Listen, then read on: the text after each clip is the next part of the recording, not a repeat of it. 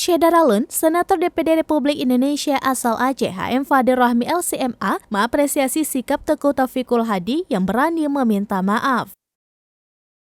Ketua DPW Partai Nasdem Aceh itu sebelumnya mengaku khilaf dan menarik pernyataannya yang meminta pusat mengembalikan bank konvensional ke Aceh. Menurut Syekh Fadil, sikap berani Teguh Taufikul Hadi patut diapresiasi. Anggota DPD RI ini mengajak semua politisi berdarah Aceh untuk sama-sama berjuang menegakkan syariat Islam di Provinsi Aceh.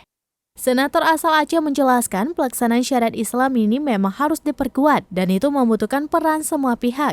Demikian juga dengan perbankan syariah, menurut Syekh Fadil, kendala-kendala yang terjadi perlu diperbaiki untuk lebih baik. Kekurangan diminimalisir baik kinerja maupun manajemen sehingga implementasi syariah Islam ke depannya bisa berjalan lebih kafah.